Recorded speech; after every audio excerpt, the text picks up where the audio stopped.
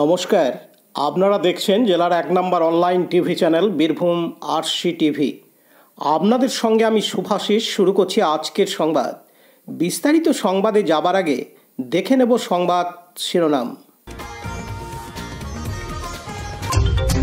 সংশোধনী ওয়াকফ বিলের বিরুদ্ধে আলোচনা সভা লোকপুরে। প্রশাসনের উদ্যোগে টোটো চালকদের ফাইন মুরারোয়ে। মেঘা রক্তদান শিবিরের আয়োজন নানুরে।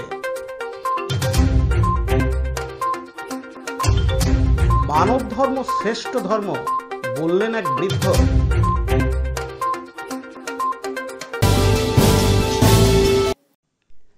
মুসলিমদের মসজিদ, মাদ্রাসা, ঈদগাহ, দরগা, কবরস্থানের সম্পত্তি বাঁচাতে বিজেপি সরকারের কালা কানুন ওয়াকফ বিল বাতিলের দাবিতে সোচ্চার বিভিন্ন রাজনৈতিক দলসহ মুসলিম সংগঠনগুলি। সেরূপ খয়রাসোল ব্লক এলাকার বিভিন্ন মুসলিম সংগঠনগুলি যৌথভাবে লোকপুর থানার বারাবন মাদ্রাসা প্রাঙ্গণে আজ রবিবার ২০ এপ্রিল ওয়াকফ সংশোধনী বিল বাতিলের দাবিতে সভার ডাক দিয়েছিল। কিন্তু সম্প্রতি সুপ্রিম কোর্টের রায়ের পরিপ্রেক্ষিতে আপাতত ৫ই মে পর্যন্ত ওয়াকফ সম্পর্কিত সমস্ত কিছু আন্দোলন স্থগিতাদেশের সিদ্ধান্ত নেওয়া হয়। রবিবার লোকপুর থানার বারাবন মাদ্রাসা প্রাঙ্গণে অনুষ্ঠিত এক আলোচনা সভার মাধ্যমে এদিন খয়রাসোল ব্লক এলাকার বিভিন্ন মুসলিম সংগঠনগুলির প্রতিনিধিসহ বিশিষ্ট জনদের নিয়ে সভা অনুষ্ঠিত হয় বলে জানা যায়। একান্ত সাক্ষাৎকারে আজকের অনুষ্ঠান এবং ওয়াকফ সম্পর্কিত আন্দোলন স্থগিতাদেশের বিষয়ে পৃথকভাবে জানান খয়রাসোল ব্লক ইমাম মোয়াজ্জম অ্যাসোসিয়েশনের সভাপতি হাফেজ সামিউল খাঁ এবং জমিয়তে উলামায়ে হিন্দের ব্লক সভাপতি হাফেজ মোহাম্মদ নাসির উদ্দিন। ইসলাম আসসালামু আলাইকুম রহমতুল্লাহ বরকাতুহু।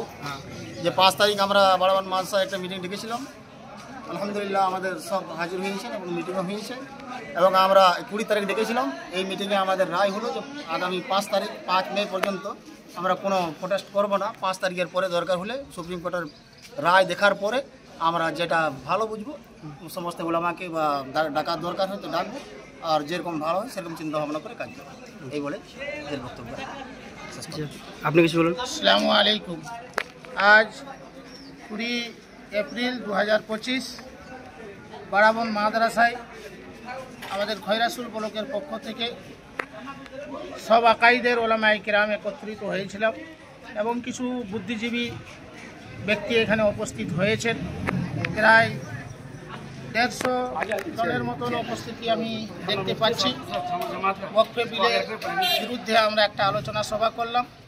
এই আলোচনার মধ্যে আমরা সিদ্ধান্ত নিলাম যে যেহেতু সুপ্রিম কোর্ট মুসলমানের পক্ষে কিছু মন্তব্য পেশ করেছেন, 5ই মে পর্যন্ত আমরা অপেক্ষা করব। এরপরে যদি এই বিল যদি বাতিল না হয় তাহলে ইনশাল্লাহ আগামীতে বড় থেকে বড় আন্দোলনের জন্য আমরা প্রস্তুত আছি, যেটা আজকে এই হাউসের মধ্যে সিদ্ধান্ত নেওয়া হলো। আমি খয়রাসোল ব্লক জমিয়ত উলামায়ে হিন্দের সভাপতি মোহাম্মদ নাসির উদ্দিন। শেখ রিয়াজউদ্দিনের report, Birbhum RC TV, Khayrasol. এখন বিজ্ঞাপন বিরতি, ফিরে আসছি বিরতির পর। স্কুল ড্রেস এর বিপুল সম্ভার ও সামগ্রী একই ছাদের নিচে। এখানে যে কোনো স্কুল, কলেজ, বেসরকারি শিক্ষা প্রতিষ্ঠান, সিকিউরিটি গার্ড, কেটারিং এর ইউনিফর্মও তৈরি করা হয়। এখানে প্যান্ট, শার্ট, স্কার্ট, জুতো, মোজা, সোয়েটার, ব্লেজার, টুপি, বেল্ট, টাই, জলের বোতল, টিফিন বক্স ও অন্যান্য ইউনিফর্ম সেলাই ও সাপ্লাই করা হয়। এখানে নামি দামি কোম্পানির প্যান্ট, শার্ট, পাঞ্জাবি, পাজামার পিস ও থান কাপড় পাওয়া যায়, যেমন বিমল, রেমন্ডস, ডোনিয়ার, কেলভিন। এখানে গিফট আইটেম, আধুনিক ডিজাইনের কার্পেট, ডাইনিং কভার, পাপোশ, পর্দা ইত্যাদি পাওয়া যায়। বিশেষ প্রস্তাব, প্যান্ট, শার্ট, ব্লাউজ, চুড়িদার, সেলাই ও ফলস পার করা হয়। যোগাযোগ করুন 9883752306। ঠিকানা দুবরাজপুর, ফ্যাশন এক্সপ্রেসের পাশে। এখন বিজ্ঞাপন বিরতি, ফিরে আসছি বিরতির পর। কয়েকদিন ধরে ব্লক প্রশাসনের পক্ষ থেকে প্রতিটি টোটোওয়ালাকে সচেতন করা হচ্ছিল যাতে টোটোর ডান দিক ঘিরে রাখে, কোনো প্যাসেঞ্জার ডান দিক দিয়ে ওঠা বা নামা না করে এবং যাদের ড্রাইভিং লাইসেন্স নাই তাদেরকে ড্রাইভিং লাইসেন্স করার জন্য প্রচার করা হয়েছে। এগুলি না মানলে প্রত্যেককে 500 টাকা করে ফাইন করা হবে, কিন্তু কেউ কথায় কর্ণপাত করছিল না। তার জন্য বিডিও এবং পুলিশ প্রশাসন মিলে আজ রবিবার 20 এপ্রিল যাদের টোটোর ডান দিক ঘেরা ছিল না তাদের টোটোকে আটক করে ফাইন করা হয়। আজকে মোটামুটি প্রায় 50 জনের টোটো আটক করা হয়েছিল। দীপু মিয়া রিপোর্ট, বীরভূম RCTV, মুরারই। এখন বিজ্ঞাপন বিরতি, ফিরে আসছি বিরতির পর। সব থেকে ভালো চিকিৎসা সবচেয়ে কম খরচে, সবচেয়ে কম খরচে। সব থেকে ভালো চিকিৎসা সবচেয়ে কম খরচে, সবচেয়ে কম খরচে। বিশ্বমানের স্বাস্থ্য পরিষেবা মিলবে দিনে রাতে, বিশ্বমানের স্বাস্থ্য পরিষেবা মিলবে দিনে রাতে। মণি মহেশ হসপিটাল, মণি মহেশ হসপিটাল, মণি মহেশ হসপিটাল, মণি মহেশ হসপিটাল। মণি মহেশ হসপিটাল, দুবরাজপুর, বীরভূম। ফিরে এলাম বিরতির পর। গ্রীষ্মকালীন রক্ত সংকট মেটানোর উদ্দেশ্যে শহীদ সাজু মেমোরিয়াল ওয়েলফেয়ার সোসাইটির কর্ণধার তথা বীরভূম জেলা পরিষদের সভাধিপতি ফাইজুল হক ওরফে কাজল শেখের আহ্বানে আগামী 21 এপ্রিল সোমবার সকাল 9টা থেকে বীরভূম জেলার নানুর বিধানসভার অন্তর্গত নানুর অঞ্চলে পাপুরি গ্রামে আল আমিন মিশন প্রাঙ্গণে রক্তদান শিবির আয়োজিত হতে চলেছে এবং যুদ্ধকালীন তৎপরতায় প্রস্তুতি পর্ব চলছে। সেখানে কলকাতা সহ পশ্চিমবঙ্গের বিভিন্ন জেলা থেকে সরকারি ব্লাড ব্যাংক রক্ত সংগ্রহের জন্য উপস্থিত থাকবে। Coffee house social service association বিগত বছরের মতো এবছরও এই রক্তদান শিবিরে সক্রিয় অংশগ্রহণ করছে এবং সমাজের সকল শুভবুদ্ধি সম্পন্ন মানুষের কাছে আহ্বান করা হচ্ছে আপনারাও এই রক্তদান শিবিরে উপস্থিত হয়ে আপনার মূল্যবান রক্তদানের মধ্য দিয়ে শিবিরকে সাফল্যমণ্ডিত করে তুলুন। রক্তদান শিবিরকে সুষ্ঠুভাবে পরিচালনার জন্য West Bengal voluntary blood donors society ও বীরভূম জেলা ভলান্টারি ব্লাড ডোনার্স অ্যাসোসিয়েশনের ভূমিকা অনস্বীকার্য। এদিন জেলা পরিষদের সভাধিপতি ফাইজুল হক ওরফে কাজল শেখ জানান, দেখুন, প্রত্যেক বছরই আমরা গ্রীষ্মকালে যেহেতু সারা বিভিন্নতা বাংলা জুড়ে রক্ত সংকট দেখা দেয়, সেই রক্ত সংকট মোচনের উদ্দেশ্যে শহীদ সাজু মেমোরিয়াল ওয়েলফেয়ার সোসাইটির পক্ষ থেকে আমরা মেগা রক্তদান ক্যাম্পের আয়োজন করে থাকি। এবছরও ব্যতিক্রম হয়নি, আগামীকাল সেটা অনুষ্ঠিত হবে। সারা নানুর তথা বীরভূম জেলা তথা কেতুগ্রাম থেকে শুরু করে পূর্ব বর্ধমান জেলার বিভিন্ন অংশ থেকে যারা আমার সহকর্মী সহযোদ্ধারা আছে তারা সকলে এসে এখানে রক্তদান করবে। আমরা সকলেই জানি রক্ত এমন একটা জিনিস যেটা কোনো যন্ত্রে বা কোনো সায়েন্টিস্ট এখন আবিষ্কার করতে পারেনি। মানুষের দেহ থেকে রক্ত নিয়ে অন্য একটা মানুষের জীবনদান করা যায়।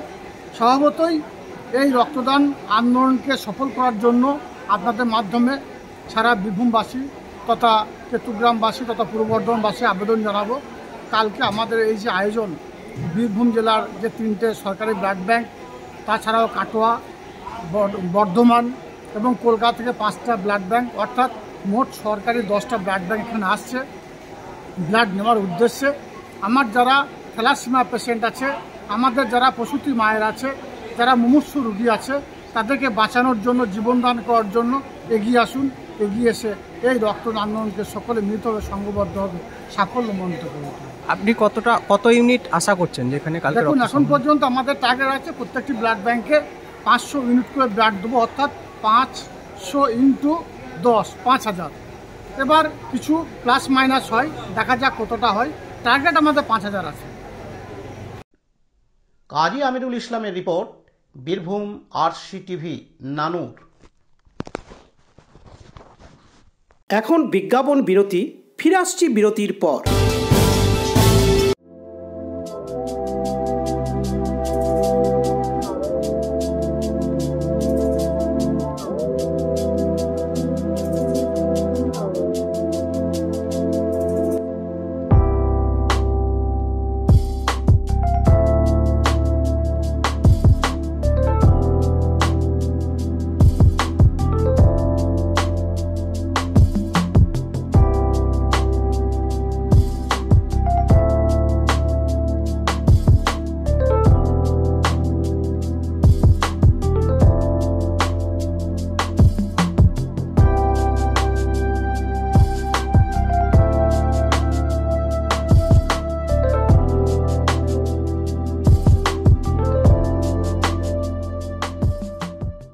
ফিরলাম বিরতির পর।